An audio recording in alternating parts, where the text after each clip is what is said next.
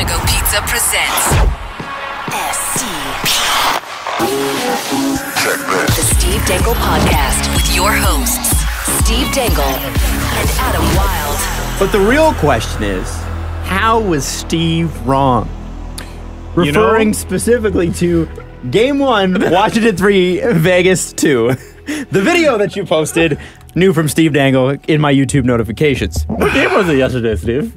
It's game 1, and I'll hear no dissenting opinion. It was game 1. All right, everybody? You bunch of jerks, listen. Step 1 is shock. You go, what? What? I did something, what? Step 2 is realization. Oh, crap, I made a mistake. Then there's predicting the outcome. Everyone's gonna dump on me for this. Step 4 is witnessing. Everyone dump on me for this. Step 5 is resenting everyone for dumping on me. And step 6 is acceptance. They wouldn't be dumping on me had I not made the mistake in the first place. So here's what Steve did. He titled his video Cup Check, Game 1, Washington 3, Vegas 2. And as we all know, it is Game 2. What? Are you saying the internet corrected you? I'm saying that I worked for hours on this video, and the comment section is literally just, it was game 2. Or game 1, Steve? Question mark? Like you're my dad, and I brought home bullshit homework? It is amazing the internet's inability to just overlook clearly a clerical error. Like there's nothing, like clearly it's a video that they're watching, and they have no other reaction other than the difference of one number. What the internet doesn't realize is this is how I was raised. This is how all my friends treated me. I learned not to stick out, okay? I learned to never make a mistake. Every single person who watches my YouTube videos is our buddy Derek making fun of my coat. Oh, you like that coat? It's an old, yeah. I wore this, I call it the PK bomber because it looked like this jacket that PK Subban wore in a Nike ad, and it was a Subban bomber. Or it was a Nike bomber, sorry. Gray chest, I guess. Red arms, flashy, but classy. I liked it. And I got it as a gift from Nike one Christmas. And I wore it to a buddy's goodbye party. And my buddy Derek just goes, hey, you like that jacket? And I go, yeah. He goes, good. And just like didn't smile, didn't laugh, didn't make a frown, didn't do anything, and just walked away. The next time I wore that jacket was 2 years later. And I still own it. I still have it. I've probably worn it about 7 times since. Right. And you have told that story on the show, old man. I know. But we've been around for 5 years, Adam. Sometimes you gotta retell stories. You're let right. people know. Absolutely let people know. I didn't even realize that until it popped up on Facebook. 5 years. 5 years on this show. And then I talked about it on Instagram and did not mention Jesse. Another thing. Kind of like our intro. Yep. Which is all of it's on purpose. I just want you to know that. All of it is purely out of spite and hatred. Jesse. For one Jesse Blake. Oh no, I'm going to sit here in silence because apparently I'm not a member of this show. Wow, see? According to everything around this show, I do not exist. I thanked Jesse and Chris. Because Chris had a founding member part. Yeah. Jesse's been here for 4/5 of the show. Yeah. He sure has been. So, and it's about time we recognize him. And you know what, everyone? I realize the fault in my ways, and I promise to come back with a better effort in game 2. Right over the head. Yeah, it's right over game 3 is the next game. Yeah, no, I get it. A joke that bombed. Can we stop? When is 9 o'clock so we can just play HQ? I'm sick of this. The show is done. I'm just gonna eat chips. Jesse, did you know, everyone that's listening, not the two of you, I'm talking to the loyal listeners who recognize that I am a member of this show because apparently the show doesn't recognize it. Did you know? Real recognize real. The intro doesn't have my name in it, but the extra does. And the reason the extra has my name in it is because I had to edit the original extra to add my name from when we were on the fan. Oh! So I'm the only reason that I exist. Thank you. Wow. You know the real reason that we've never added you is because we just don't want to pay for a new intro yet. I'm just saying. It's expensive to do that. I don't think he deserves it. Nor does he deserve a thank you for 5 years. No, I've been fighting for years to get Jesse behind glass. Like, the producer's supposed to sit behind glass. That's true. I don't Yeah. want you breathing my air. See, it's funny. Steve says that, but we had that option. We did have that option. We currently have that option when we sit in the other studios that are just down the hall. I can sit in a glass booth, but I don't because Steve is a liar. And I know that he has the same heart as his little dog, Iggy. Yeah. And they're just tiny puppy dogs Yeah. who love me. It's almost like I'm doing a bit. It's almost like I'm doing a bit. And I actually love my friends.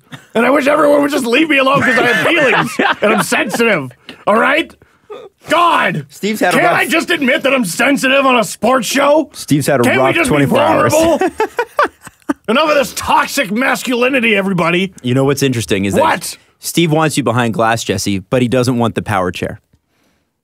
Is that the power chair? I mean, I control the board, so I think it's the power chair. I need the power chair needs to have a lot of lumbar support. You know what this show needs? Power less chair of? needs a couch pillow. Toxic masculinity? less of Steve. So toxic masculinity. Okay. Guess what they're talking about. What? Let's make a list of things I do right.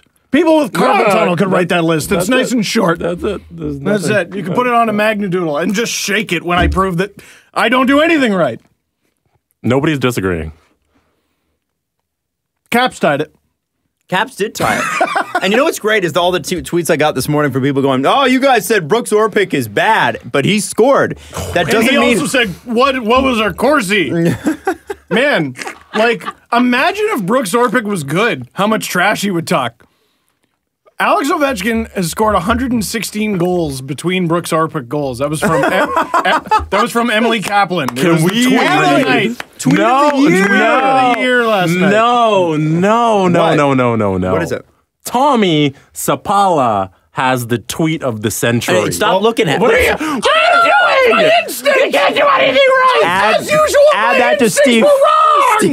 What the hell is wrong with you? I have been seeking the answer for 30 years, Jesse Blake! 30! I don't know! God. I'm married. I've been married for 4 years. Someone solved that mystery. It's been in one We know relationship what's his whole wrong with life. me. What's wrong with her? Well, She had the choice to run away. there are people on the line who play, and there are people on the line who drive play, and we all know who's driving play in the marriage, right? Wow. Right? Yeah, that's right. I am happy to be the contract year leech for Mrs. Dangle. Jesse, All go the ahead. secondary assists. Tommy Sapala had the tweet of the night. Okay, this is gonna be tough to beat Emily Kaplan, but let's go. There are 460 players in NHL history with at least 900 games. This is the history of the entire league. 460 players have played 900 games. Now, that's amazing for Brooks Orpik. He is one of them. Yeah, not very few people. Less than 500 people. Wow. Less than there are currently in the NHL right now. Wow. Have played that many games. And he's one of them. He's played that many games. Brooks Orpik ranks 460th Out of in how many? goals. Out of 460 in goals. Out of players who have played at least 900 National Hockey League games in the history of the National Hockey League. Dead last. He is last with 16 goals in 982 games. He scored first of all, yes. Wow. I think that might beat it. Or we could have a 1A, 1B situation. Nope, no ties. Wow. Okay, fine. You're right. There we go. Ruthless. Jesse doesn't know that. He's just saying it. So I was talking in the video I shot today, Brooks Orpik had 2 goals, I think it was, in his entire 119 game tenure at Boston College. His career high for goals in a season in the AHL was 4, and his career high in the NHL was 3. He's played 14 seasons of 40 games or more. In 5 of those seasons, he registered 0 goals. That was his first goal as a Cap, I'm pretty sure. And yet- he's been a Cap since 2014. No. Wasn't His first season as a Cap, he got 0 goals. Yes. The second season, he's in 41 games. He only played half the season. 2014, 2015. That wasn't. Oh wait. No, that wasn't the lockout No, it was season. 2015, 2016. He might have had an injury. He set a Brooks Orpik franchise record. Brooks Orpik franchise record. That's a good way to put it. 3 He's goals. Steve Francis now. He's the franchise. He is the Brooksy franchise. Yes. In 41 games, he had 3 goals. which means over an 82-game series, he was on pace for 6 whole what goals. season was this? 15-16. So his second season. I got something totally wrong in the video So he played today. an entire season. Played an entire season as a Capital, did not score. Let's just keep it going. I'm batting 1,000. Here we go. And then the contract looked so much better in the second year because he had 3 goals in 41 games, and then he never scored again until last night. How did I get that so wrong in the video? I said that was his first. No, whatever, man. Whatever. You know what's funny? He's played for 2 teams, and they are both very good teams, the Penguins and the Caps, and have been good teams in the time that he's been a player. So what do I know? How many cups does Orpik have? He's got one with the Pens. I think he's got 1. He left. I was going to ask when is he on the Pens? He left just before the Penguins were really good. Him and Matt. He got 1. Well, Yeah, I got 1. Yeah, in so he was 09-10, right? It was 09-10? Yeah, Or was it 08-09? 08-09, and they then made Detroit the final the year before. Yeah. So he was on the good Pens. Yeah, he was on the good Pens. Good Pens have been good Pens for the last 12 years. So. And the Caps have been good Caps for a long time, They too. haven't missed the playoffs for time. Since Over a Crosby's decade. rookie year. Yeah, or was it his sophomore year? His Very early in his career. His Yeah, one or sophomore, the other. well, his full rookie year was 03-04, the year before the lockout. They probably missed the playoffs then. He's talking about Orpik. Orpik. Yeah, he switched. And then- God, I suck today. And then 05-06, they had Crosby, but again, they missed the playoffs, and he hasn't missed the playoffs since 06-07. All I know is Brooks Orpik is in the Stanley Cup final, scoring huge, the biggest goals you can literally score at this point. And it's all worth it. Man, okay, Thomas Nosek. Okay, well, let's just go by goals scored on a goalie. Thomas Nosek has a goal. Tom Wilson has a goal. Ryan Reeves. Brooks Orpik has a goal. Ryan Reeves has a goal. Tom Wilson doesn't have a goal. I thought he had a goal. Didn't he have a goal in the first game? In game 1? I think so. He has an assist. Let's. I'll be wrong about something else again. I'll look it No, up. he definitely had one. It was the one that Fleury accidentally kicked in himself. Another one for Milos! There we go. I feel good about myself. And then I made that stupid reference. Holy shit, I stink today. Seinfeld's not stupid. That's all right. You're fine. Yeah, but it's another one for Milos. Everyone does it. Yeah, but you can make any Seinfeld reference and it's good. You'll be I fine. made fun of people who do Borat last episode, and I go ahead and I do Milos. You're all right. Your impressions are pretty good, man. I think you'll be okay. Usually. Yeah. So, Keep your head up, champ. Yeah. Have a Gatorade. Keep your stick on the ice, Steve. Throw me your dirty laundry, and I'll catch it, and it'll make my day. It'll inspire me to become the next great social media producer for Tim and Sid. No comeback. That was pretty funny. That's funny. I wasn't making fun of you. I was just saying. Oh, no, it wasn't making fun. No, I'm just saying you're funny, Steve. Take it the wrong way, for sure. Stop talking. That's very internet I'm of you, gonna Jesse. Stop talking. So, I mean, what do we want to start with last night's game? I mean, other than Brooks Orpik, we kind of started there, I you guess. drive. I have no good ideas. Jesse, there are some things that you were very passionate about when we spoke this afternoon. What would you like to start with? Yeah. I think the most pressing thing was James Neal. Okay. And him getting his head knocked around, his bell rung, and then sitting on the bench. And then we don't know what he told the trainer who came over and whispered into his ear, but it sure looked like no twice. And he probably should have been in some sort of concussion protocol. Well, okay. Do you think it was, I think you should get off the bench, and he goes, no?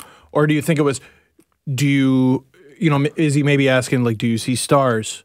Do you hear ringing? Yeah, I think like that? I think it's dangerous if I start guessing what conversation they have, because then it's like we're just guessing that he has a concussion and blah blah blah. But it sure looked like he denied some sort of order or question or something to at least get checked. A question, I think, is fine. An order is not. Well, and that's a tough spot for a trainer to be in.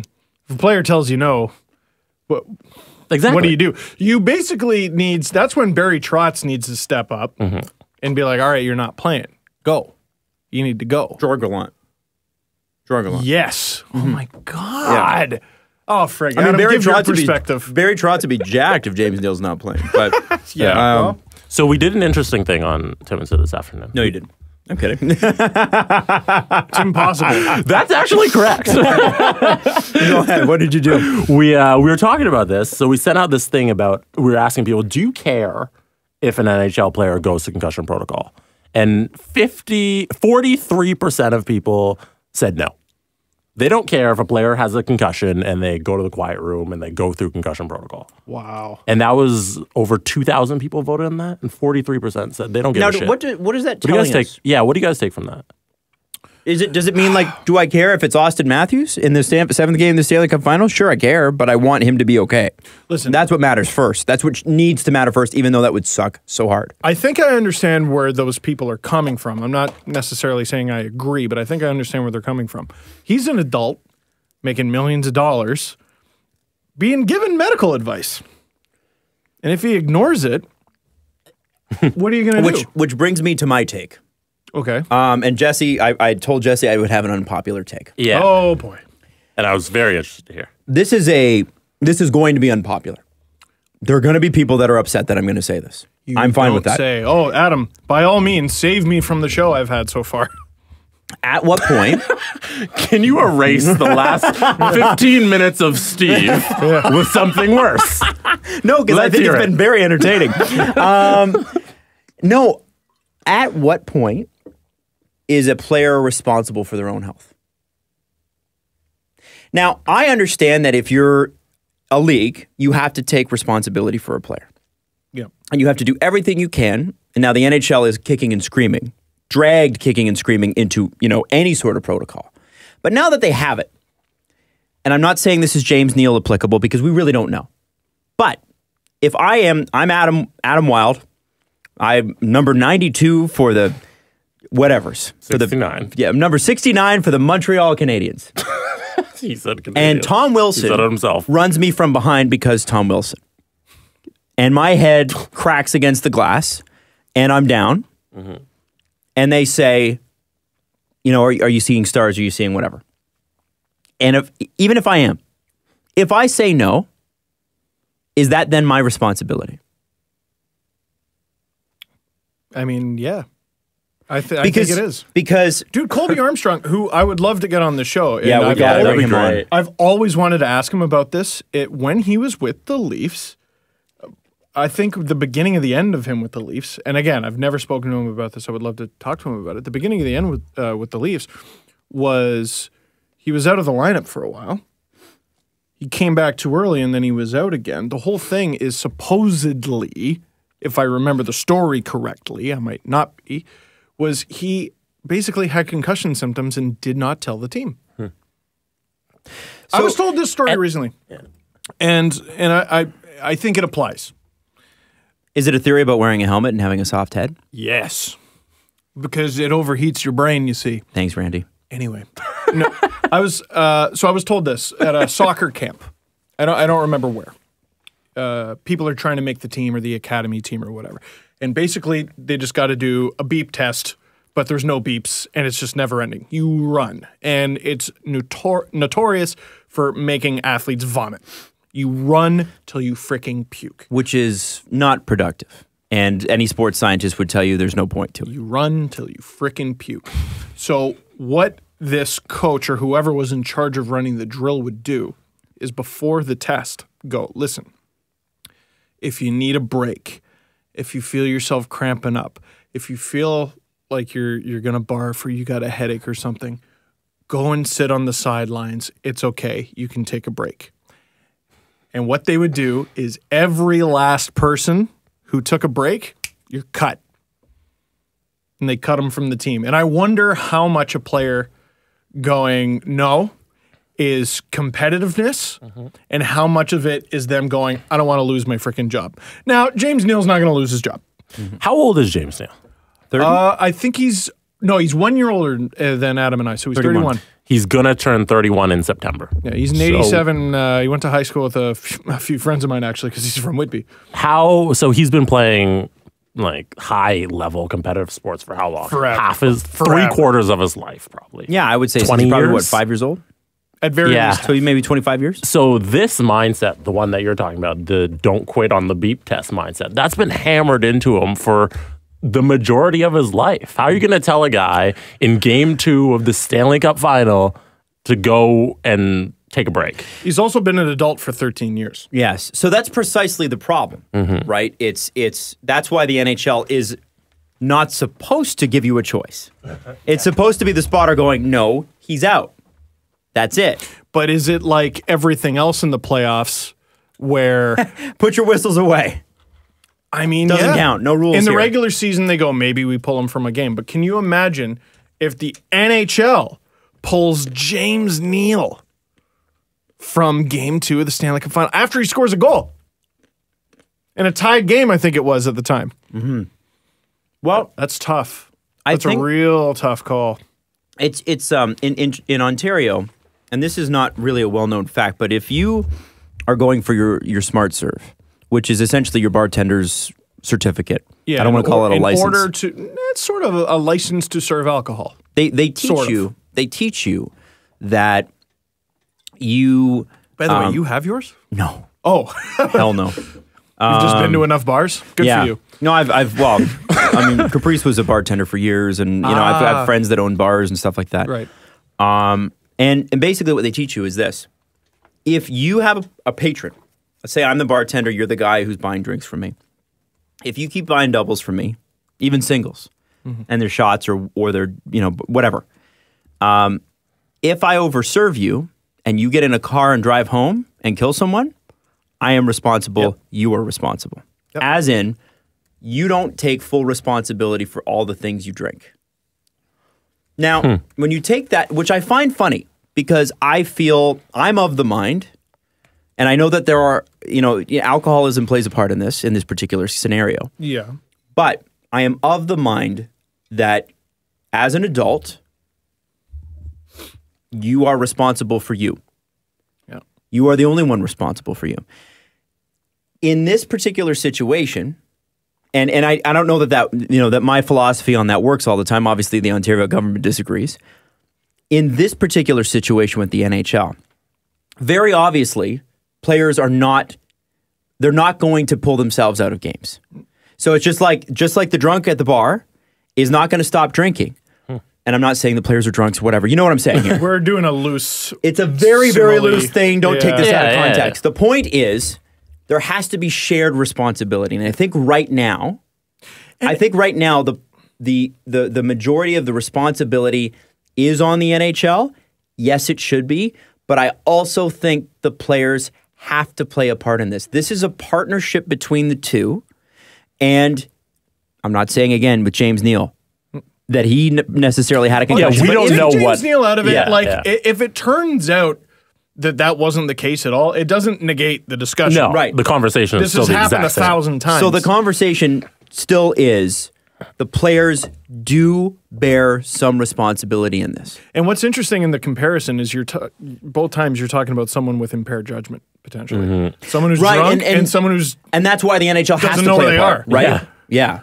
That's where the NHL does have to play a part.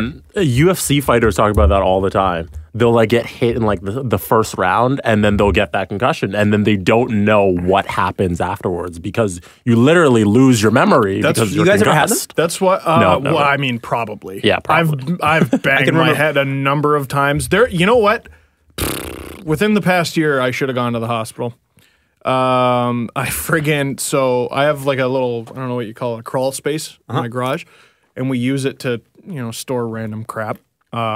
We store Mrs. Dangle's winter tires. And what she does is she goes up there because she's much smaller than me, and she shimmies the tire to the end of the thing. I'm just tall enough that I can put my hands on it without her dropping it. And I grab it, and that's how we bring them down safely. Well, last year... Safely? No, it's safe. It's safe. So I'm gonna guess that it didn't come down safely this time. No, Just a wild there was stab a in the dark. miscommunication. And That's why she air dropped quoted safely. this friggin' tire. A car tire. Oh my God. And it flipped sideways too, so it wasn't even the rubber that clunked on my head, it was the metal. Oh, Steven. Jesus. Holy shit. Yeah, I should have gone to the hospital. 4 to 6 weeks concussion. Steve I did not feel good. I was gonna ask you. The other time I think I maybe should have got checked out after I got hit. I was in a car accident just over a year ago. And I was complaining about my neck. I remember that. The whole ride home I didn't feel right. Complaining about your And I neck, drove that way. Your back. I shouldn't have done that. not the other two parts. No, it wasn't. No, the back was fine at the time. At what point do we remember that sports is entertainment, and that when you take out a top player out of a sporting match, you are losing some entertainment, and that the NHL's main role is to entertain people, and they don't want to interrupt the entertainment? Well, what I've said a few times, the comparison with like Tyler Johnson, I think it was, played the 2015 Stanley Cup Final with a fractured wrist. Right. And my argument was, surely Tampa's got someone who's better than Tyler Johnson with a fractured wrist. Probably not. Guy couldn't shoot the puck. But probably not. Probably 100%. So, like, Kuznetsov, to me, like, something's up with his wrist. He's day-to-day, if anybody's wondering. He's Stanley Cup Final day to day. He's regular season out a month. Yes. I bet. Yes. And anyone like and that's he doesn't- Backstrom too. Yeah, like to bring your wrist inward, I guess. Like I've jammed my wrist that way. You don't need to break a bone for it for you to lose. It looked gross.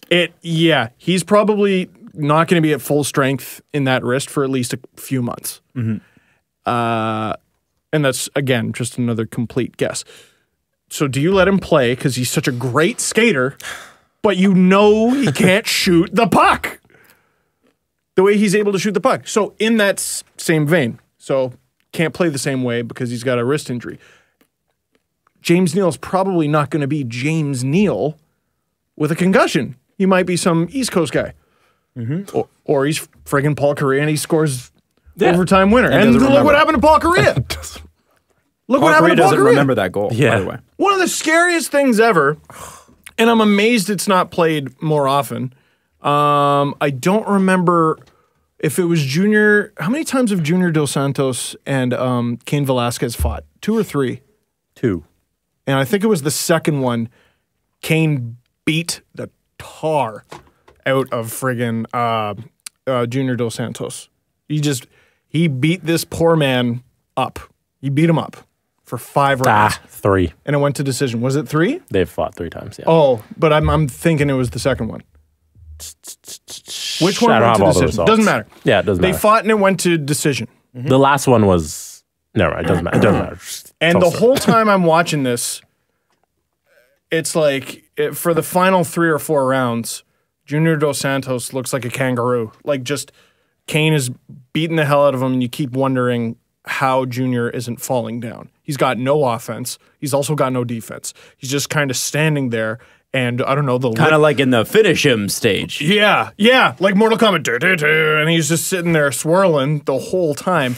And during the press conference after the fight, he's talking about how it was really disappointing to lose in the second round. That fight went the full 5 rounds. He didn't know. He wasn't there. He got the shit kicked out of him for 3.5 rounds after he stopped remembering things. That's horrifying, man.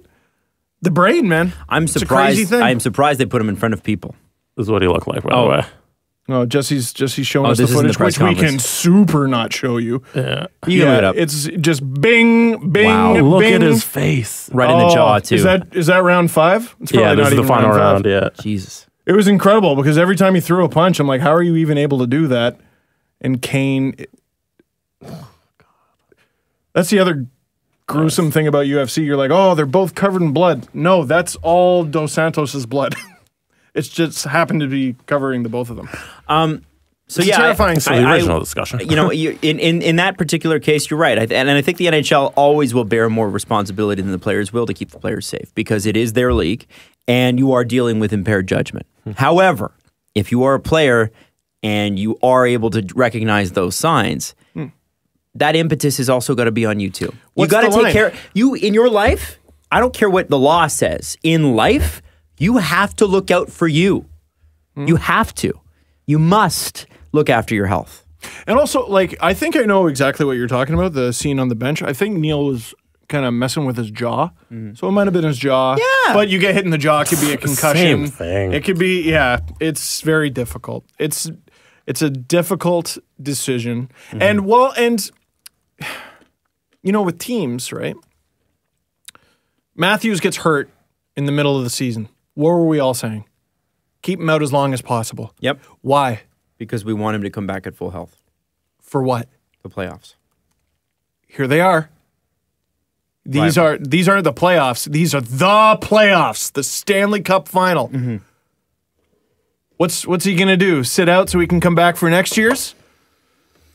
Yeah. James, I bet you. There has to be some sort of middle ground there. There has to be. And listen, I'm the guy that several weeks ago on this show went on a rant about Tom Wilson. The middle ground is penalize headshots more. Yes, but I mean, like with Tom Wilson and is it Zach Aston Reese? Yes. You know, that's the kind of stuff where, you know, I understand how this is going to sound coming from me, but it also, like, I'm sorry, you do have to take some responsibility. You do. Well, if you take any more flack for it than for Tom Wilson we stuff. did, who were basically in agreement, it'll be very strange. Will it, or will it be very normal? I'm always amazed when people tweeting me. They're like, "How didn't you call out Adam for this, this, and this?" I'm like, "We agreed." Why aren't you mad at me? You should be mad at me. It's because they like you more. And then I'll go back and listen to the discussion. I'll be like, wait, I'm the one who started it. I didn't realize you hadn't seen the video. So No, I'd seen the video. A lot happened in that game. Yeah. Boy, did he get dinged. He holds his mouth right away, though. And of course, it's Brooks Orpik. Yeah. And then here, it's right now. He doesn't look dazed, though. I mean, not that what the hell do I know? Here, I'm a good lip reader. Head, no. I'm a good lip reader. Let me see the trainer again. All right, James. You can't see it. He's got a goatee, man. That helps. That actually helps. Really? It accentuates facial features. Hold on. I'm a good lip reader. It's hard to do live.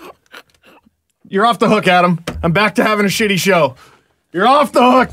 Do you know how ridiculous that was? Oh, man. Tell me what he said, Steve. Yeah, it does. It looks like he's ignoring him. No. It does look a little bit like he's ignoring him. But You're 100% right. we can't say for certain. Yeah, it's hard if we're assuming. Yeah. Anyways, Jesse, you also wanted to be Alex Tuck called for the same cross check that Ryan Reeves was not called for in game one. It's literally the exact same cross check that he does, and he gets a penalty on it. And then I saw that, and then I saw it back on the highlights, I was like, fuck, that's the same shit. And that just accentuated my point about the referees. There's zero consistency in the NHL, in the officiating, and it annoys me. Has this always been this case? It feels accentuated this year for some reason. Oh, God. Is that because I feel the Leafs like we have say never... that every year, though. We're like, is it getting worse? I think as the game gets faster, the officiating's going to have a harder time to deal with it. Now, the Tuck call was in game 2. Yes. So from the referee's perspective, everyone got mad at them for the non-call in game 1. That led to a goal. The game-tying goal. Jesse's not passionate about this at all. So in game 2, though, they call it, which is a correction, isn't it? Oh, yeah. I guess I'm happy they called it. But that does little for Caps fans for game 1. Yeah. And it's also not like it was the only thing that was missed. Like, it's funny. I find more than ever I'm getting, well, at least for the past... In the first video I did for this series, because the comment section for the second video is just my title screw up, it's all these things that I missed. And each of these games so far has been a carnival. A freaking carnival. You couldn't possibly catch it all. The Knights are in the playoffs. The Tuck cross-check, I can't even picture it. Here it is. Jesse's showing me right now. That's a horrible cross-check. On the same guy, too! And then I got the next one coming. There you go. On the same guy. And the Reeves one... Wow. I don't think it's the exact same. But... I mean, at least the puck was in the vicinity when Reeves did it. When Reeves did it, it was more of a guy at all. It's illegal. In the same, yeah, it's illegal. It was just in the same orbit. This one is like fucking... The stick on the back push is a lot more accepted than the just straight up bench press into someone's vertebrae. I'm not defending it, but I am a little bit. I think I get why it wasn't called. Are you trying to stick up for the trusted hockey men who would tell us that there's a distinction between those two? I'm sticking up for Ryan Reeves like I always have. I like the play. I supported him being in the lineup forever, always. People know me. It's Steve Dangle, the Ryan Reeves guy. never liked analytics. Do you also have hot tub parties with Ryan Reeves? Yep. And he rubs my bald head for encouragement. I thought you were going elsewhere with that, and I'm glad you didn't. Okay, good. Okay. I like playoffs in sports, and especially the finals, because it allows for this, where you get to micro call the game. Microanalyze. That's the word I was Get looking into for. the minutiae. Yeah, because like these little things that would just blow. I would never realize that in the regular season ever. But since this is the only hockey game I can watch, anybody can watch in the NHL. We're all on the common ground. This is it. Yes. And you're fucking up the game. I like it. Now, Anyways. I will say this, and you bring up a good point with the whole microanalysis thing. Tyler Dello told a really good story at a Puck Talks one time about when he was just starting with the Edmonton Oilers. Remember, he used to work for the Oilers. And Dallas Eakins was the coach. It was a preseason game, so Eakins is watching up with him. And the game is going. And Dello's having trouble keeping up. He's supposed to be tracking something. I don't remember what it was. Or he's supposed to be keeping an eye on something. And Eakins just leans over and goes, "Yeah, it's a little harder without your replay button, isn't it?" Ooh. Well, and he said it like sarcastically. He wasn't like, "Hey, dickhead." No. Yeah, because Dallas Eakins strikes me as a guy who'd be open to that. Yeah, same team. No, he goes, Well, it's a little harder. The way the Oilers. He just got hired. Well, they fired him too. Yeah, they did. No, it was, What are the I've chances? always remembered that. A little harder without the replay button. What are the chances Tyler? Because Justin Morin talks about in The Athletic his experience with the Leafs. He's very open about it. Mm-hmm. What I haven't seen from Tyler, and maybe it's because they put him on an NDA. Maybe.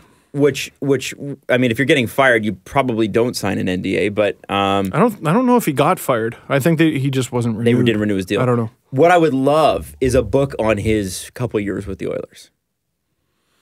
Yeah, he could do a book on that. Like just to He really could. give me everything.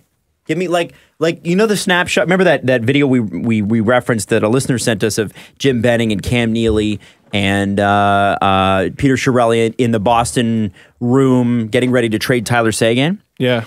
I would love a book on all of that, the multiple meetings like that, and how it all went down. There are so many trades where you could just do a book on that one trade.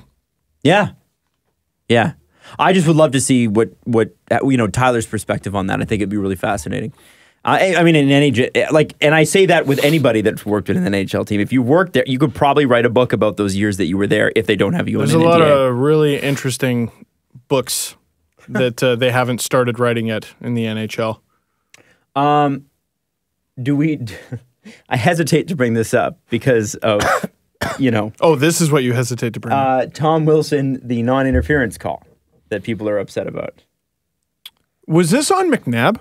I believe so. So I'm going to play it. I'm going to show it to you. I could have swore they. Okay, so the one Yeah, you showed he me, was I could have called on swore it, they right? called He that. got a penalty. Oh, so what's the problem? And bang. Did Tom Wilson deserve a penalty? Did Yes. Tom Wilson deserve a penalty? Yeah, he did. I mean, it was sort of an accident. It's But tough. is it still? It's tough not, because the it's not second- accidental or intentional interference. It's interference. Is that nah? That's if the you thing. accidentally run into somebody, it's not interference. I wonder But if like, it should be. like McNabb, that's don't know. his ice, though. And I guess similarly, it's Tom Wilson's Does ice. Tom Wilson get that call because his name's Tom Wilson? Yes. It's also a half cross check. Yes. It's a half cross-check, It's though. also it's reputation based for sure, as it was in the last round against Tampa. And again, If it's a you little rob easier. a bank 5 times, people are instantly going to look your way the next time a bank is robbed, whether you did it or not.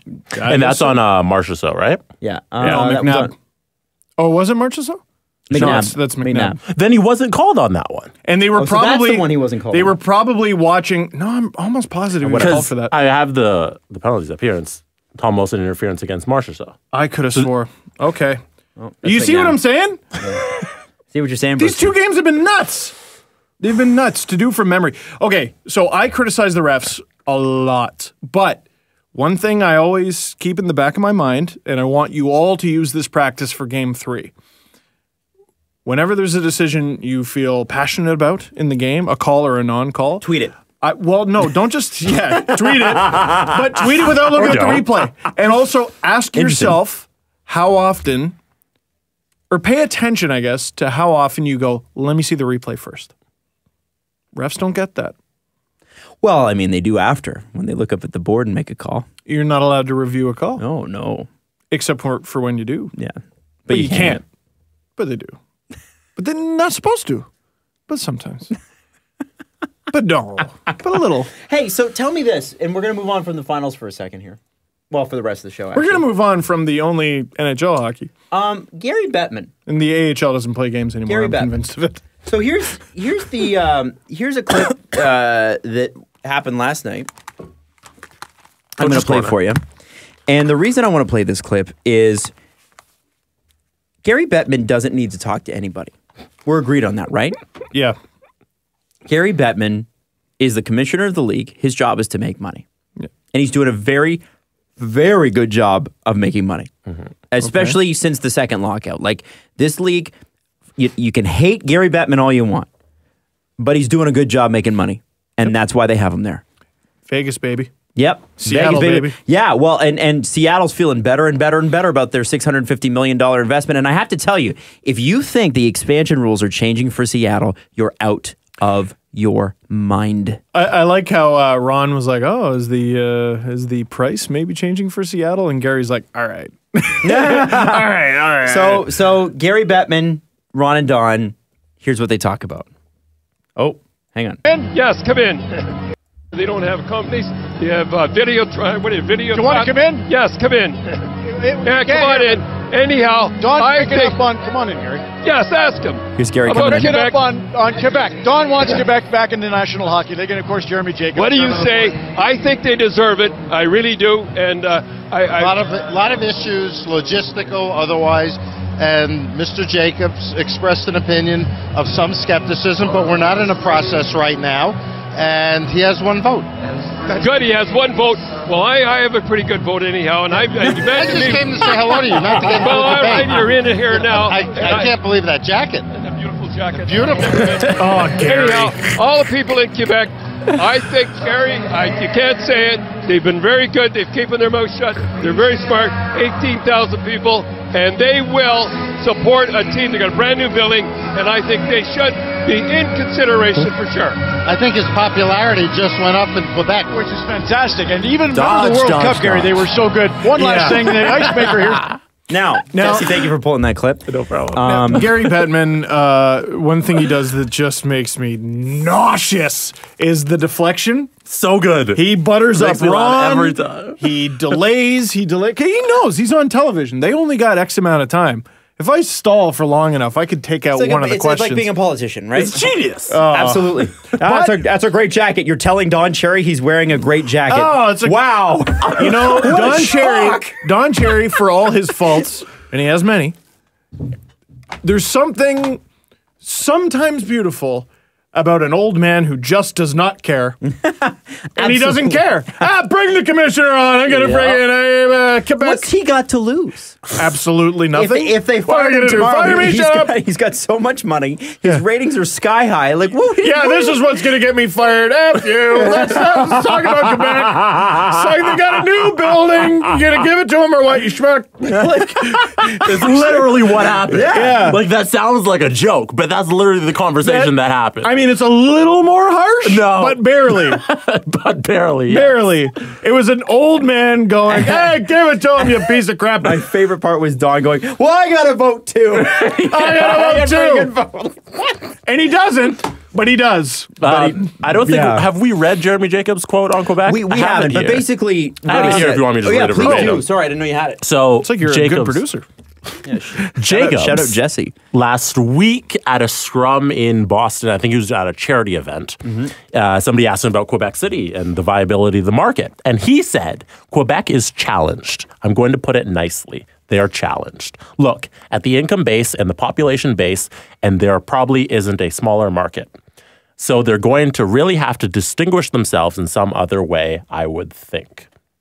So what he's saying there is business viability beyond just, like, we look at terms that go, well, can you sell at the arena? Well, sure, fine. Ottawa could sell at the arena, and that still wouldn't be enough. We're talking corporate sponsors. Yeah, who's jumping on board for that? Was it Kiprios talking about Hartford, I think, where he was saying, like, fans went. For sure. They're difficult their difficulty was a lack of corporate sponsorship and like corporate boxes and stuff like that. Why do you think Toronto makes so much money? It's not because they sell at the ACC. Because you literally can't buy a ticket. Because the corporate sponsors You have bought them to all. win one or be given one. Or like they sell some bleeders. It's hard, man. It's Try really finding hard. 2 together. Those Anytime. Try finding 2. Yeah, it's difficult. Try finding 4. Like that's the beauty of a Jays game. Like a Jays game, you know what? It's gotten a little bit more difficult. Maybe as the team knows. No, right now it's it'll- not difficult. Okay, it'll be easier then. 15K down there. But a few years ago, it used to be the #1 place for college students to friggin' go and get hammered in groups of 20 because you could get groups of 20 in the nosebleeds and collectively spend like $40. Toonie Tuesdays. like, yeah. They had Toonie Well, Tuesdays. that was like mid-2000s. Yeah. We're going back a little ways. It's not that long ago though. But even so, 20 people in for $200. Yeah. You probably could do. There you $200 go. or $300. Yeah. That's nuts. That's one Leafs nuts ticket. for one sport event. It's like a Toronto Rock game. It's a freaking MLB team. You know, you can't do that with the Leafs. You just can't. With Quebec, and I don't profess to know everything, but Remember how hard it was for us to find tickets for when Kevin came from Nashville? We had to find 4 tickets. Kevin, who took us to the finals, by the way. Kevin and Will. It was impossible. Sorry, Adam. No, with Quebec, here's the thing. Montreal is the economic center of Quebec and has been since the 1600s. It is. That was another one. We went to Montreal. We needed 10 tickets. We couldn't get them together. Yeah. So Montreal's another one. Very hard. Quebec City is a major city center by Canadian standards. But you cannot look at the NHL by Canadian standards. While the NHL is most popular here, it is an American organization. Make no mistake. There have always been more American teams, double the amount of teams, even in the original 6. They split their head offices between New York and Toronto, and they have to look at this in terms of America. And you also have to look at, here's the problem. They also operate in the American dollar. Bingo, exactly. Which, by the way, the Canadian dollar just took a hit because of all the tariffs today. And you're going to take and a it was team, already put them low. in Quebec City? Yeah, and then beyond all that, the money that you can make, really, you can mitigate that cost in television rights. Well, here's the problem. You cross that imaginary border into Quebec and people don't speak English anymore. So your audience is now split.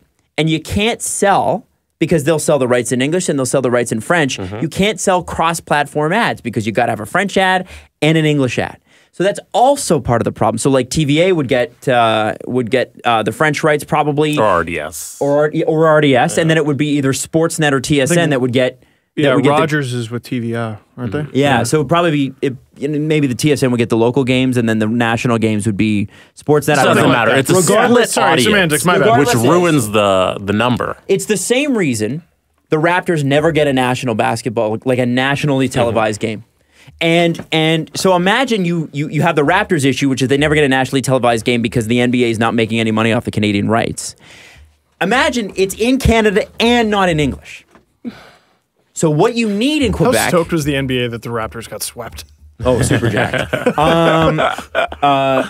What you need in Quebec is massive corporate sponsorship, or like an MTS deal in Winnipeg where they're okay with losing a bit of money. Because there's no question that, listen... Or a super rich owner. Super rich Who's owner. just like, you know what, I love hockey. Here you go. Who's cool to lose about $25 to $30 million a year on this team. A year, yes. Which is... Even with the equalization payments, it's going to be a tough sell. Yeah. Now... and I don't know how the economy is in Quebec right now, so I don't know. That's also part of it as well. But I can tell you what would improve it. I'm sure that would help. And you know 100%. what? Gary Bettman had to try and tell Don that in 10 seconds. And he was like, no, fuck that. I'm not going to do that. I understand what Jeremy Jacobs try to is tell me saying. some of the points we just talked about.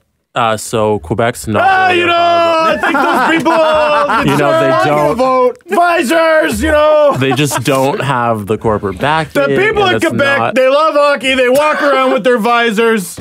You shake their hand, they tumble to the ground. What do you want? It's nice, though, that Don is pro-Quebec about anything because he's been so anti-Quebec. But he's in so the past. pro-Canada that he's willing to tell Bettman, hey, we want a team. But that's not how it Pro works. Canada. I've always been Canada, pro Canada most of my life. Quebec is, kind of, so it's as long as they're even kind of pro Canada. I want to, That might be a quote. You nailed it. the Nordiques, they're trying to avoid another Arizona Coyote situation. Yeah. The team can have one Coyotes. Or the league can have one Coyotes, and they have it. They don't need another one. And at least it's American. Yeah, at least it's American. An area of need. Yeah, and I want more than anything for the Nordiques to come back. Because you know they'd have to call them the Nordiques. If they didn't, it would be BS. But none of the records. But none. Literally, that's not. Yeah, they wouldn't get them. Nordiques great Patrick Waugh. So I have a question. The first overall pick in franchise history. Matt Sundin's like, So I have a question. I can't Does wait. this mean that Adam Wilde and Steve Dangle agree with Jeremy Jacobs? Not quite. He said they're challenged. I- I would agree they're challenged. By law, I'd agree that they're challenged, but by law, I can't agree with that gremlin. Okay. I cannot agree with him. And by the way, that story that allegedly Jeremy Jacobs, wasn't it Jeremy Jacobs told the ownership of the Winnipeg Jets to shut up and sit down during the I believe it was 2013 lockout? Shut the fuck up and I sit haven't the heard fuck this. down. No. Was the actual quote. Does anyone believe that he didn't say that? Basically, the Jets ownership was like, we just got a team and we should... And there's a lockout? What the hell? Yeah, we should go to the Shut players. Sit the fuck down. Shut the fuck up and sit the fuck down. Does That's anyone... what he told them? Shit. Google it. I will not. Yeah, okay. Not on Rogers' Wi-Fi. Another podunk small town Canada team, bullshit dollar team is trying to come into our league, not on my 104-year-old watch.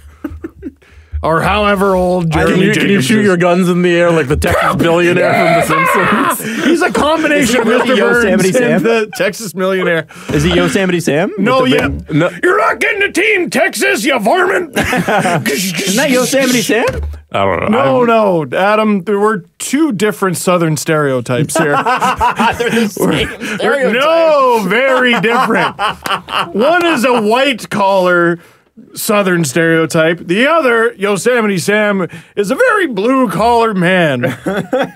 He's simple and likes his dollar beer, but friggin', I don't know where I'm going with this. Yeah. I don't know. This You know when is you're such a taking, ridiculous you know when you think you're conversation. taking a shortcut when you're driving, and then you end up on a gravel road and you go, uh-oh. And you go, it's a shit, I went the wrong way. And then it's a dead end. I've done that many times. Just now, actually.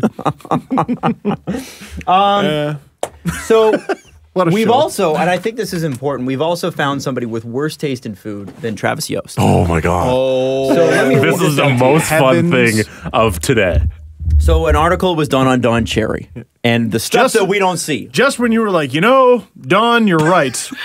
Let us bring you right back to reality. French Canada is going to abandon him for Yeah. this. Every day on the road, and this is the article from the Toronto Sun. Every day on the road is seemingly the same. Doesn't matter what city is or what the city is or what is around him. He has breakfast in his room. By the way, Don doesn't travel that much. He has breakfast in his room. During the playoffs. Oh, yeah. Oatmeal and all bran in a glass, put together by his wife, Luba. Before practice or a morning skate, his longtime associate, Kathy Broderick, brings a muffin. Lunch in his hotel room consists of salmon sandwiches made by his wife. And you think, wow, salmon on a sandwich. I love salmon. I also love I salmon. love a salmon sandwich. Is it lox? Does Don Cherry like lox? I like lox. Here's where What it is gets... that? A lox It's is a delicious. Jewish version of salmon. I don't know what they do. It's like to a it's different. bagel, And salmon, cream cheese. And then there's the green things. What are the green things? The capers. capers. Thank you. I've seen that on Instagram. They're lovely. Quite delicious, especially with an everything bagel at a fresh Jewish bakery. Oh my God. You're killing me, Adam. So Don Cherry says, it's the greatest thing in the world. Salmon, cheese, mayo. After a couple of days, the salmon soaks into the bread. It's more like a pudding than a sandwich, says McLean. I want to but die. it is delicious. I want to die. He eats salmon pudding. And that's his favorite thing to eat. If you were to punch Don Cherry in the stomach, it would just go dung. Friggin' guy's got a cast iron, friggin' iron giant stomach. Cheese, mayo, soaking salmon. Soaking. After a couple days. Couple days. So do they make them and they just wrap them in that saran wrap that your parents always wrapped your sandwich in and just let it sit out in the heat for a bit? It sounds like it. 'Cause It literally sounds would like it it. soak if it's in the fridge? I don't think so. And we leave it on the windowsill to heat. Well, my wife pulls it out of her purse. What we do is we weight them down and we leave them in a lake, and they just kind of ferment there for a couple days. Put the fish back where it's meant to be, I always say, and then you take it and you eat it. It's like catching a fresh fish. We put it in a crock pot and we let it bake for 8 hours. What we do is we just kind of open the hood and let it rest on the engine for a couple days. Oh, we drive around for 6 hours and we just leave it there. The man is truly fascinated. Oh, he is gonna live forever, I just learned. Yeah. Because if that doesn't kill him, nothing will. That is incredible. Now, I have met Don Cherry, and I can attest to the fact that I have twice, and he doesn't know who I am. He said met your him. name. Did he? Television. No, Ron McClain. Oh, yeah. No, he said who. Yes. I on breakfast television touched Don Cherry's cheeks. Kevin, why'd you do that? Kevin Frankish had me. He said his skin looks supple, and Don is right there. And Kevin's like, Adam, can you go touch Don's cheeks? I was like, what? And they turned my mic on. I'm like, and I look at Don, and he's like, kind of gives me the come on over. Well, he's got So those. So I touched it with the back of my hand, and Like a baby's bottom. Yeah, and it was very supple. He was Cocoa right. butter. And Cocoa so, butter. and It's Don, in the documentary. and Don Ron McClain freaking- said that on our show. And Don he went with it. I was like, man, you don't have to go with this. What am I? I'm dumb entertainment reporter. You don't need to talk to me. Adam, at least he knew it was coming. Do you know how many drunk people have probably walked up to Don Cherry over there? I friggin' love you! And they just grab him by the face. What is it like to be with Don Cherry at a bar in like Whitby? He must be a god. I would imagine he just probably wouldn't go. Or Ron. Oh yeah, anymore. never. Yeah, he's too old. But like would be back in the, exhausting. well, imagine the heyday of Coach's Corner, and he's 25 years younger. Come on. And Ron now, who is, I think, younger than Don would have been 25 years ago. Still. It's kind of funny. I mean, it's kind of true, I think, mathematically. I'm not actually sure, but I'm pretty sure. You might be right. Yeah, it's what is it like being Ron McClain going around the country? At the Tartan. Well, and what I was going to say, The tartan would explode if Ron McClain ever walked into that implode. thing. It would just On Wednesday night, on karaoke night, Ron McClain walks into the Tartan Tavern in takes Ottawa. his shirt off, rips it up. Baby! Oh, it would be rocking. It would be rocking. If he walked into the back part, if a live band was performing and he just grabbed the mic, who stops him? Nobody. He hops on the bar, goes behind the bar, starts serving drinks. No one stops him. I wish this happened. So I read the Like sandwich some pudding other thing. reality. I read the sandwich pudding thing, and I thought, I have met Don Cherry and I've smelled Don Cherry. Because when you meet somebody, you smell them, you can smell them. Don Cherry always smells fantastic. Every time I've met him, and it's been more than twice. Breath too? Breath too. On the mark, on the money, smells good. So He brushes his teeth with something from West Coast Customs. it must then. be the strongest version of Listerine you've ever seen. Oh my God. Yeah. Yeah, it's just rubbing alcohol. Tell me this. Been using it for years. Does it, What I do is I soak fish in it and, sorry. Does it really actually make sense for the Pens to trade Phil Kessel? So you'll hear an extra, or you'll see an extra come up on YouTube later. But Oh, no, you won't. Please Steve's don't having a upload it. rough. Steve's having a rough day. So I literally derailed the show for 15 minutes.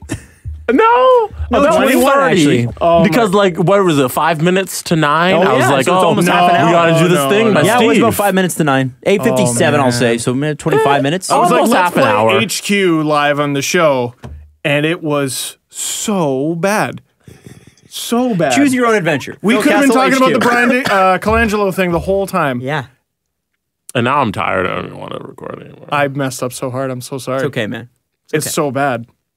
So why I can't believe that. we have to I'm ask? so sorry. I have to get to this. Also, I'm leaving this jersey on for Caps fans, but I'm so hot. There we go. Why does it actually make sense for the Pens to trade Phil Kessel? Who cares that you don't like someone? If the head coach and the player don't get along, fine. But they're still a second-round team. Mm-hmm. They're still a team that will challenge for the Cup next year. And for basically as long as Sidney Crosby is alive. How do you get better by trading him unless your target is John Tavares? What do good teams do better than ruin themselves? Especially in the second round. Like nothing. Basically nothing. That's why it's always a miracle. It's a miracle if you win the Stanley Cup. It's a miracle if you get there. In 2010, it was a miracle the Blackhawks won, and then what they basically had to do was deconstruct and rebuild themselves. They were a victim of their own success, but then they got back to the promised land in 2013, had to make some tweaks in 2014, they won it again in 2015. The Raptors had the best season in franchise history. Guess what they're doing? Blowing it up! Completely blowing it up. Thank you, phone, for agreeing with me. I hope it's HQ with another game. It was a text. I shouldn't have shown up. I don't understand this. Like, unless you're going for unless it is John Tavares that is your target. Where, you know what? If I'm Jim Rutherford, sure, why not? Yeah, but I don't get it. The rumor is supposedly like Mike Sullivan is just kind of tired of Kessel's nonsense, which is weird because like his teammates are totally fine with it, and Ian Cole left for similar reasons. Or whatever. Wait, Ian Cole left because he was tired of Phil Kessel? No. Sorry. Ian Cole basically rubbed Mike Sullivan the wrong way. And okay, Kessel well, does I would say, well, sorry, this isn't Ian Cole 6'7" guy. This is Phil Kessel top line guy. Yeah, but Ian Cole was decent for them prior. And maybe he was a 6'7" guy because of Mike Sullivan. But no, this just it's interesting. Because what have the Mike Sullivan Pittsburgh Penguins known other than success? I think what tests a lot of teams is how they deal with adversity, and this team basically hasn't had to deal with it. No. Well, I guess they had to battle through it last year, but they haven't gone through a period of losing, really, and they still haven't. No, well, by their standards, they have. A second-round exit is a tremendous failure by the standards of the Pittsburgh Penguins. They look at it as they're half as good as they were last year. That is an absolutely garbage way to look at it. That is incorrect mathematically. Well, and remember, how about sometimes you don't win? That's it. This is all up to Jim Rutherford, though. Yeah. Because if Mike Sullivan doesn't like him, who cares? You hold the card. You go, guess what? You get along with the guy who was like our top playoff scorer. Do you want to read the quotes from Friedman that I sent? Because I found them fascinating. Would you have them? I can pull them up. Yeah, pull them up. If you give me a sec. I'm fascinated by this. I'm fascinated by how I just torched the show. I'm so sorry, guys. It's all right, man. I think it's going to sound better that, like, okay, we were all here for it, and it was so bad. Mm-hmm. Now you got to upload it just to see how bad it is. Mm-hmm. Can you upload it before the actual podcast? Sure. That way it gets buried. So it's from the 31 Thoughts. I was about to say 30 Thoughts. 31 Thoughts podcast. Friedman was asked if there was any merit to recent Phil Kessel trade rumors. And Friedman said, yes, I do think there are. I think the other thing, too, and one GM said this to me, is that if you can take a look at what Evander Kane just signed for, 7x7, did that help Pittsburgh make a trade? Because Kessel's is 4x6.8, and Pittsburgh might be willing to retain money. Kessel has a modified no-trade/no-move clause, submits an 8-team trade list, and there are 4 years remaining. Basically, now, it's weird that Pittsburgh would be retaining money on something that looks like a great deal. Well, you sweeten the pot, right? It's a great deal. You can make it an even greater deal. And also, you might look at it, if you're the buyer, you go, well, I like Phil Kessel, but the sun is setting on him. And that may actually be true because he's entering his 30s and he's got 4 years left. But remember, he's also Phil Kessel and it doesn't matter. Yeah. Like, I think the complete opposite. I think Phil Kessel is just going to coast and be a Yager type guy where he's not going to play till he's 482, but he's going to be, I think, in his mid-30s. He'll outlive that contract. Yeah, he'll still be Phil Kessel. I'm going to go out and score probably 25 goals when I'm 35. You know? I look at him as like a Brett Hull. Slowed down, but the shot never slowed down. Well, I think people are worried he's going to be Vinny Lecavalier, who supposedly, like, that's another player who got the lazy label, right? And he went from Hart candidate to, it was like a moment. He was like Hart candidate, stopped being good in the middle of that season, never got it back. Never got it back. And what if 6 months into your 4 years with Phil Kessel, Vinny Lecavalier? But I think his skill set lends to longevity. in that he doesn't rely on speed, even though he's a relatively fast player. He does, but it's all in his shot. And his shot's not going to go anywhere because it's just all in the wrist and his hands, and he doesn't need to be... He'll have to evolve. He doesn't need to be the youngest guy on the ice to dominate. Well, and do you need... Brett Hull had a stationary slap shot. Kessel doesn't really have that. If you can... Fair. Yeah. But if you can get him at a reduced price, let's say you get Phil Kessel at $4 million, you don't need him to play 5-on-5. Not at all. You don't need him to play 5-on-5 at $4 million. You got a $4 million 30-goal scorer? Or even 25-goal score? Which is insane. You'd probably have to give up something for that. Even 20 goals in this league. Let's say the Dallas Stars get him. And Kessel and Seguin on the same team. That's what they need. On the same power play. They need more skill. Yo, Kessel on Seguin's wing. Your top line is Ben, Seguin, Kessel. No, but Dallas doesn't need that. I'm just saying. Yeah, they don't care. They don't care. Okay. Retain on Spezza, send him to Pittsburgh. Completely rejuvenate his career. There's Pittsburgh's third-line center. Done. Fourth-line center. I figured it out. You're welcome, Pittsburgh. And you know what's great is for Spezza, that's his last year. It'd probably be his last year in the league. Stick him on the fourth line. Kessel, yeah, exactly. Your fourth-line center's there. Or, and he's got some speed, or and I don't know, do you retain on Kessel Pittsburgh would never do that for everyone who's judging me right now. For sure, no. I'm just saying, it seems it just seems odd to me. You're looking off. Yeah. Offload the guy when the team is on the downslope. Dude, why do this now? Look what Chicago did last year. Yeah, exactly. Every team does this. They goof hard. Yeah, and do you think there's any introspection here, deep thought? No, it's just we lost, must change. You don't look at Chicago. They lost for different reasons. I'm here and I know why. Pittsburgh was a goal the wrong way from not even making the finals last year. Can you imagine? Yeah. Chris Kunitz changed the destiny of a lot of people.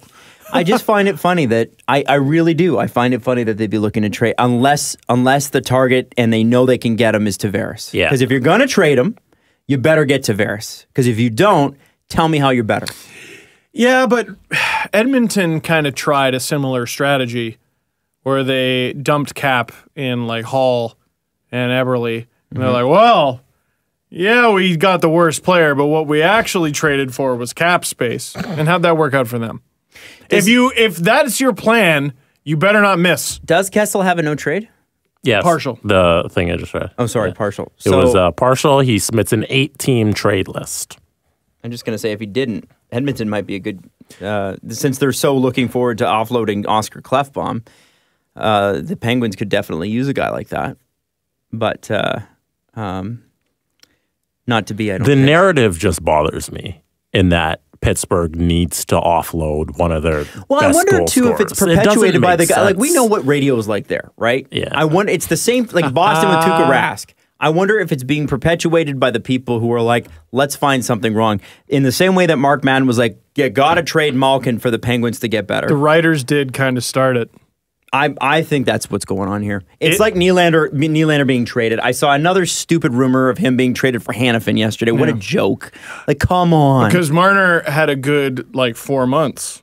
So it shouldn't be Marner getting traded for Hanifin now. Right, because Nylander. It should be back to Nylander because he's Swedish and no other reason. I wonder if these are being planted in the Pittsburgh media by Mike Sullivan's burner accounts. That's a good question. Again, we'll get to that later.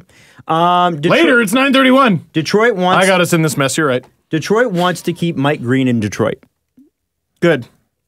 Rot. Do they not know what they are? Nope. If Good. a team wants to Rot. be dumb, let them be dumb. Rot. You don't want to get with a hero. You want to stay with the zero. Rot. I don't care. I have no sympathy for that team. I have no sympathy for Mike Green. What do you want? Ryan Kesler basically apparently had to relearn to walk before this season. And it looks like he will be out all next season. Is that was Freach? Yeah. Who said that, right? 2031. Yeah. Someone asked me about that, and why isn't that the number 1 or 2 or let's not even a top 5 story in the sport right now? I didn't even know it confirmed until you told me just now. And it's not that he wants to come back, but he'll probably sit out the season if he ever comes back. Yeah. If you sit out a full season, and he's aiming for a 2019 return, which is, buddy. All right, we'll see. Buddy. He comes back for the playoffs. It's a crazy story. Now, yeah. For real.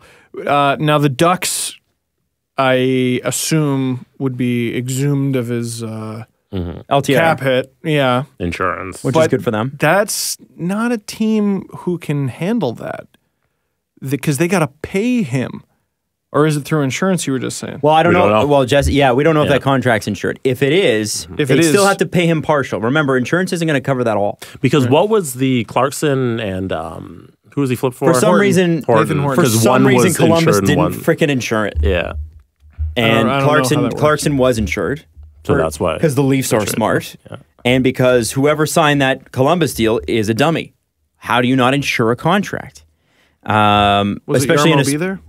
No, Yarmo Beather was not the guy. It also just might have not been insured for the type of injury he sustained, which is still ridiculous. Like, you should cover it. Yeah, but I thought it didn't matter the injury. I thought it was just whether the contract was insured or not. We don't have the terms of the contract, so we will never know. It's interesting. But I would love, that's a book right there, how working out that trade. I would love to hear from Nathan Horton. I don't think he's like able to say anything. That would just be a good interview. Because he works for the Leafs. Yeah. So of course he's not. He did one interview, and I think it was shortly after he was traded to the Leafs, and it was like the most heartbreaking thing ever, and I haven't heard anything from him since. I probably wouldn't want to say much either. Guy can't play with his kids. Was the story I remember. It's awful. And man, I grew up with a dad like that. My dad couldn't pick me up. It's something Ryan Kesler's going to have to consider. He's going to get paid either way. And I understand hockey's been your life. But if you're relearning to walk before an NHL season, and then after that season, you're in so much pain that you are now sitting it out. Yeah. You're looking at a 16-month recovery. You know, maybe it is worth it. Gary Roberts sat out a season with nerve damage. He did come back, and he did play well. Yeah. But you do have to weigh those options. What is it? How old was Gary Roberts when he did that? I think he was almost 30. Oh, okay. It was like 97, 98 when he sat out. And then that's why he went from the Flames to Carolina. Ryan Kesler, until 2022, will be paid $6.875 million a year. Are you counting cash? That's his average cap hit. Right, but base salary actual salary 6.675. So instead of 6.8, 6.6. $6.6 million. It doesn't drop. $6.6 million for the next 1, 2, 3, 4 years. Because the Ducks can't do that. He doesn't need to play hockey. No, but if he retires, he won't retire. Don't retire. He's injured, dude. But what I'm saying though is I don't think the Ducks can afford this.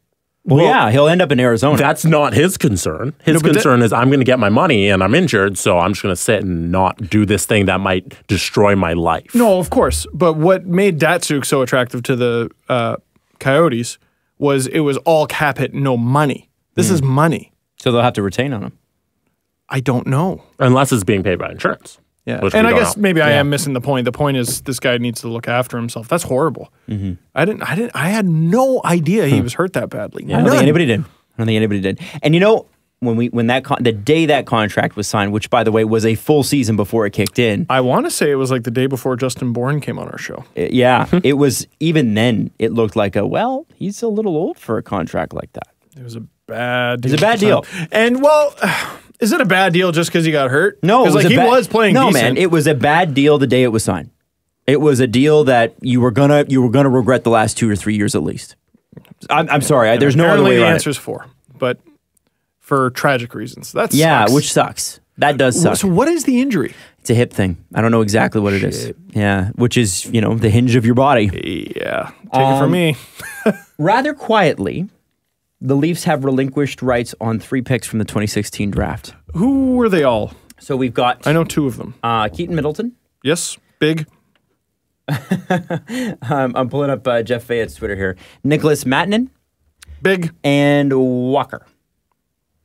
Who I didn't even know. Kyle. Jack Walker. Jack Walker. I don't remember much about Jack. Jack Walker, I remember there was some confusion as to whether or not he was a winger or a defenseman. Jeez.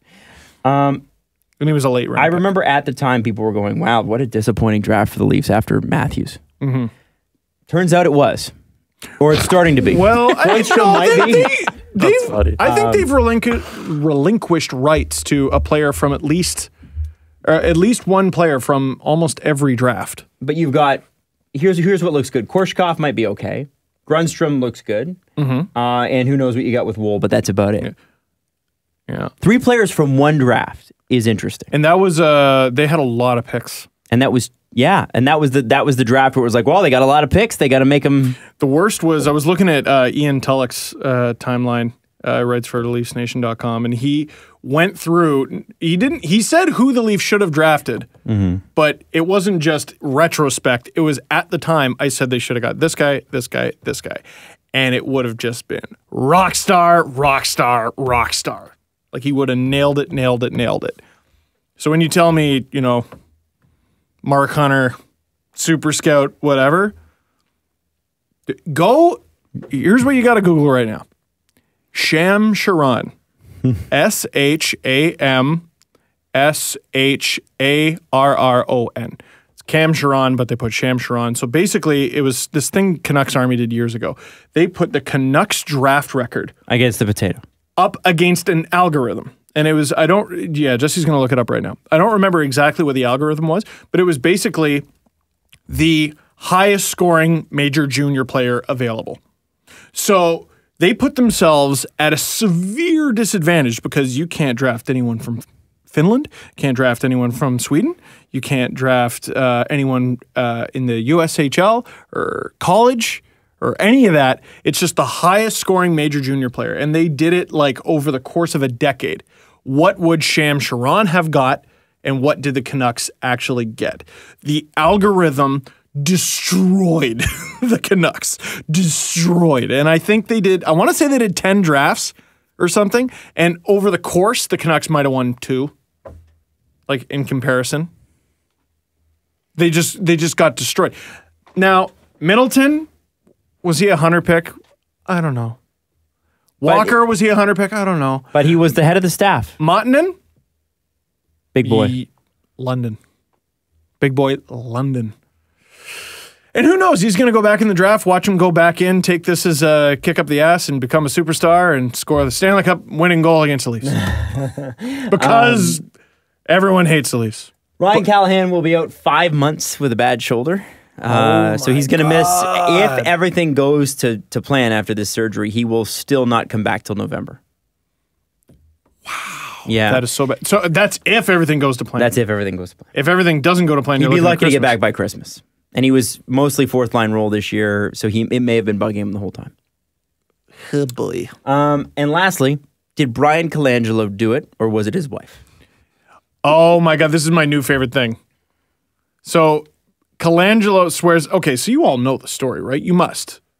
Everybody, I think, knows the story now. The Ringer did this. It was The Ringer, right? Mm-hmm. The Ringer did this huge thing where an anonymous source worked in artificial intelligence. Worked in artificial intelligence. An anonymous source tipped them off that there's a really good chance Bryan Colangelo, former GM of the Raptors, he's now president of basketball operations or something with the Philadelphia 76ers. He's been operating at least 5 burner Twitter accounts, so 5 Twitter accounts where he pretends to be someone else, basically planting information about the 76ers and talking trash about his players and management, including Raptors GM Masai Ujiri, who used to work with him. Who took his job.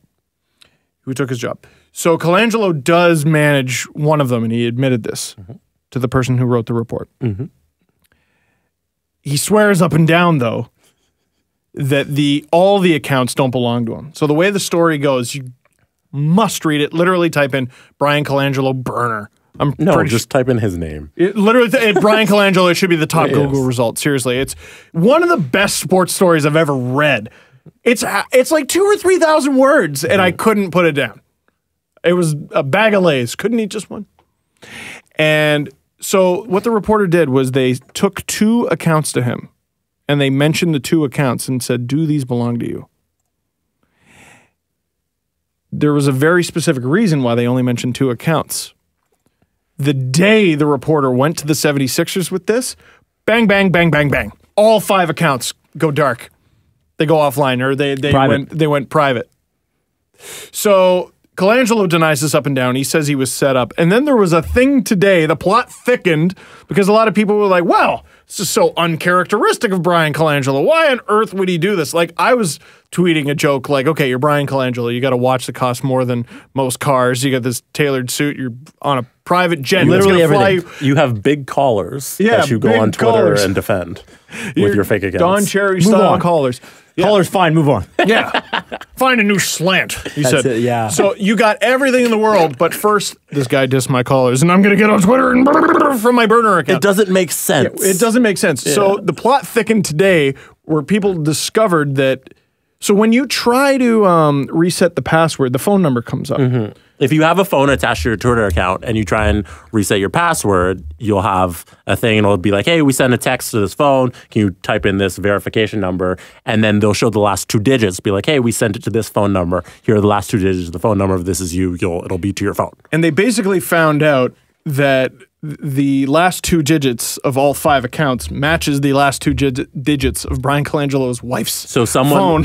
So someone who has Bryan Colangelo's wife's phone number, I guess, knows that her phone number ends in 91. So they tried the account and it said, hey, we've sent a text to the number that ends in 91. So now people think it's his wife, or at least the phone and the account is attached to his wife. Silliest, goofiest story I can remember. If you're him ever, and you've already been pretty ham-handed about this, you probably think you're being pretty sly putting your wife's number in there rather than yours, don't you? Oh, dude, is that? Do you think Adam's offering another theory? So you think it is his wife's phone, but it's him who's doing it? Yeah. So it's not the app on the phone that matters. It's what the information is put in. So he's probably like, well, they can't trace this back to me if I use my wife's phone. Because who has my wife's phone number? That? Apparently, how would Twitter they find guy. that out?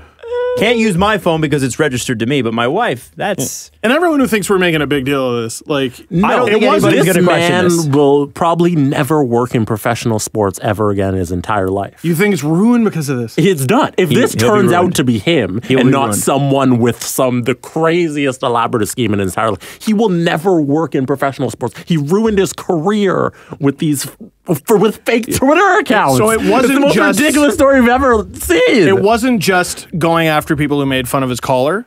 It was, who was the player who allegedly failed a physical? Was it Okafor? Yeah, Jaleel Okafor. They were trading him, which they eventually did trade him, and the trade was on one of the Twitter accounts a month before it happened.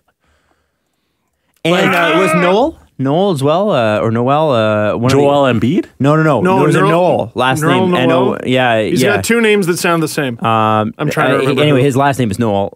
He's the guy that got traded to Dallas, I'm going to say. And he had like a bad attitude, and then they were talking about Joel Embiid without his shirt on. And then Embiid was like live tweeting his reaction to the story. Joel Embiid fucking rules. I love that guy. And then he sent a really awkward tweet where he's like, LMAO, it's all a joke.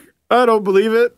He definitely believed it, and someone from PR was like, Joel, can you please? No, because he said Bryan called him, and he's like, I got to believe him until it's proven it's not him. Come on. Yeah, so. Well, Brian's taking... Here's the thing. How do you actually prove it? How do you actually prove it? No. If you read the article, no. Boy, does he jump through hoops of fire. I know, but... Friggin' prove it. But and the guy does a good job. There's no question. How do you actually prove it? No, there's an internal investigation going on right now, and they're going to have results from that. And it's going to either be he's done forever. Who's conducting it? Who's conducting the investigation? They have an extra. They released a press release being like, "Hey, we have conducted an internal investigation." Who's we? The 76ers, the organization. But who's the head? The owner of the team. So the owner's conducting this? I don't know. Because if it's Colangelo doing it. He's not conducting. Nobody's dumb enough to let the man behind this conduct it. Nobody.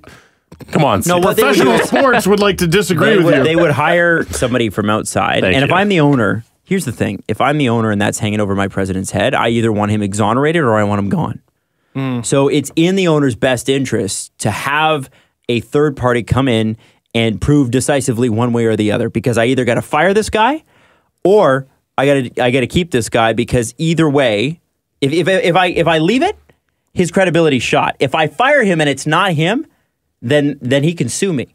So he's like, he can't let him go with cause, which is what you'd want to do, unless he's got definitive proof, and that's what he wants to do. Either way, we are going to get definitive proof of whether he did it or not. Is that the statement? No, the statement's, that's just me talking. The statement is, an online media outlet filed a story linking multiple social media accounts to 76ers president of basketball operations, Bryan Colangelo. The allegations are serious, and we have commenced an independent investigation into the matter. We will report the results of that investigation as soon as it is concluded. So we're going to get something. We're going to get a definitive, hey, this is it or this is not it. Because if they like sit on this, no one's ever playing there again. No, they'll all leave. Whatever came of the Matt Cook investigation? No, that's differently. This is on some other. These are internal organization secrets that he's just spilling to the internet. And this is the NBA, man. They handle things way better. Wow. Yeah. So you don't think it's Colangelo?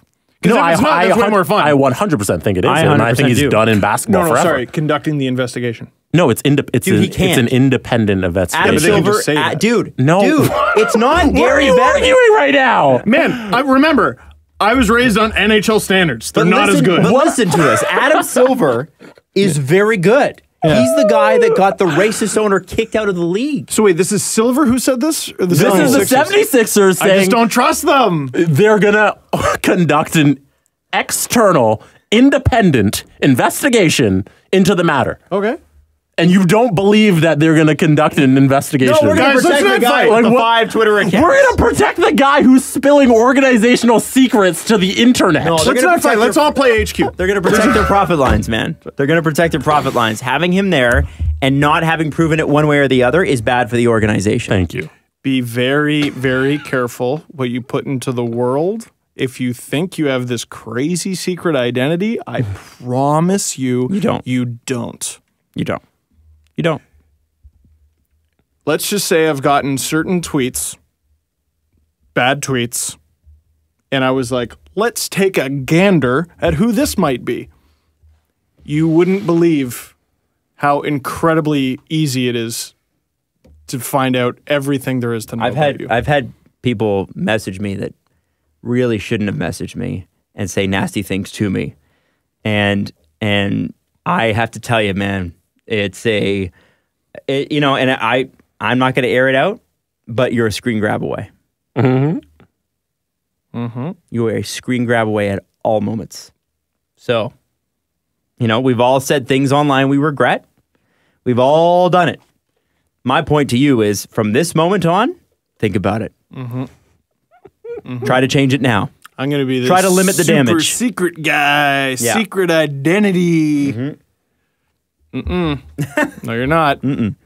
Smart Insider Man is on the case, and he will find out if Bryan Colangelo is guilty or not. Let's do the press conference, but one question. One question. Was this Steve Dangle's worst show ever? Yep. This question is to Adam Wilde from Jesse Blake. I don't think... What is the answer? Yeah, I don't think... So, hold on. From Jesse Blake? This is from Jesse Blake. Longtime listener, first-time caller. I'd just like to know, Just hang up and listen to my answer. I'm gonna hang up and listen. Thanks, Wilner. Here's the thing, longtime listener Jesse. It was not even close until we decided to jump headlong into the HQ thing, which you'll see in a video on YouTube and you'll know exactly what I'm talking about. I'm so sorry. It's okay. Listen, we got to experiment. We got to try things. We were 5 years old. We're starting to walk here. It's good. But I feel like, I feel like the rest of it was very entertaining. To me, a bad idea is only bad when it's not entertaining. So if you goof and it's funny, I don't think that was entertaining. No, but am I saying anything that's out of line? No, I think I messed up so severely. But that's okay. You know what? We edited it out and we'll move on. Thank God we can do that. So sorry. Hi, Jesse. This is also great. No other questions from Reddit? Nope. Okay. Good. All right. Well, that's it for us. We'll see you next week. We love you all. Bye. Follow the guys on Twitter at Steve_Dangle, at Adam WYLDE, and at Jesse Blake. The Steve Dangle Podcast. Brought to you by Panago Pizza. Order at panago.com and stuff your face with deliciousness.